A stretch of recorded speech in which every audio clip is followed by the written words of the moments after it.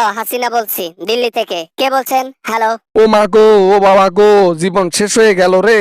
এই বয়সে এসে রাজহাঁসের ডিম পিছন দিয়ে দিচ্ছে রে। কি করলাম রে?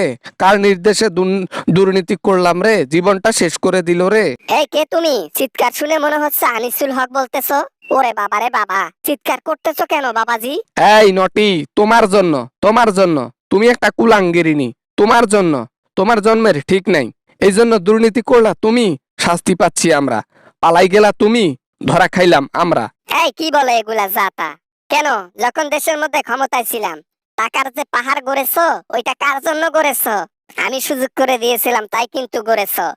একটু সুখের জন্য একটু তো শাস্তি গ্রহণ করবা। হাসিনা রে, হাসিনা, একটা দিন আসি আমাদের শাস্তি ভোগ করি যা, তাহলে বুঝতে পারবি কত ধানে কত চাল হয়। বুঝতে পারলি?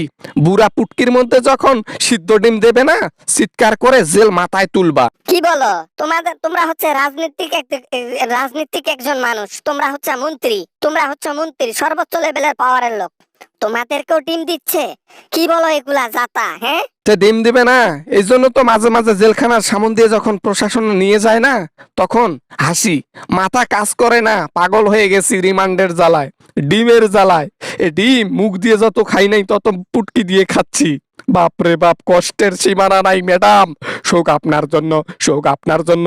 আপনার ভালো হবে না, কখনোই ভালো হবে না। আপনিও মরবেন একদিন এইভাবেই। দেখো আনিসুল, এইভাবে অভিশাপ দিবা না, ঠিক আছে? তুমি আমার কাছের লোক, একটু শাস্তি পাইছো, একে গ্রহণ করে নাও। যাই হোক, ভালো কথা বললা। আমি আর বাংলাদেশে যাব না। ধরা খাইলে আমাকেও তো পিছন দিয়ে ডিম দেবে। যাব না বাবা। তুই আর কতদিন ওইখানে থাকবি? তুই আর কতদিন জেলের মধ্যে থাকবি? সরি, মুদির কাছে থাকবি। মুদির ক্ষমতা ওই ওই তোমার মতন পতন হবে ওর, ঠিক আছে? তুমি যেভাবে সরকার হয়েছিলা ওভাবে কিন্তু ও আছে, ও একদিন হবে এমন। এই এই এই, আনিসুল, ভয় দেখাইও না, ভয় দেখাইও না বাবা। এইভাবে বললে আমি প্যান্ট ভিজে দেব। এইভাবে বলিও না বাবা। আমি আমি আমি বাবা মানে কই যাব না যাব, মাথা মেন্টাল করিও না আনিসুল। মাথা মেন্টাল হয়ে যাচ্ছে আমার। হ্যাঁ, এত তাড়াতাড়ি মাথা মেন্টাল হয়ে গেছে? তাহলে ভাবেন, তাহলে ভাবেন ধরা খাইলে আপনার কি হবে।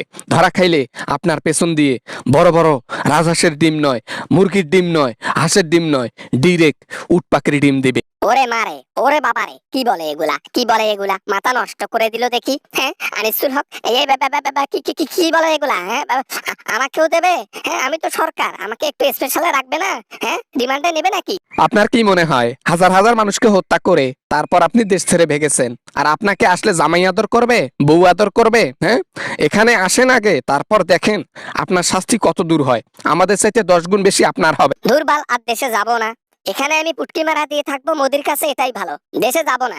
রাজনীতিতে আর যাওয়ার দরকারই নেই। বাপরে বাপ, তোমার সাথে কথা বলে খুবই ভালো লাগলো। তুমি যে খাস্তির কথা শেয়ার করলা, এটা থেকে ইন্সপায়ার্ড হইলাম। কতদিন আর ওইভাবে পুটকি মারা দিয়ে দিল্লিতে থাকবেন? দিল্লি থেকে একদিন ছুটে আসতে হবে বাংলাদেশে। ওই যে উপায় থাকবে না, কোনো দেশ তো আপনাকে জায়গা দেবে না। আর সেদিন জায়গা না পেয়ে বাংলাদেশে এসে ওই উট পাখির বড় বড় সিদ্ধ ডিমে খাইতে হবে। Bye bye. আসসালামু আলাইকুম বন্ধুরা, আশা করি সবাই ভালো আছেন। আমিও অনেক ভালো আছি। ভিডিওটা কেমন লাগছে তা কমেন্ট করে জানাবেন। ভিডিও ভালো লাগলে একটা লাইক করবেন, আর বন্ধুদের সাথে শেয়ার করতে ভুলবেন না। দেখা হবে এরকম আমেজিং এবং হাসি ঠাট্টা কমেডি নিয়ে আবারও আপনাদের সাথে। ততক্ষণ পর্যন্ত সবাই ভালো থাকবেন, সবাই সুস্থ থাকবেন। খোদা হাফেজ।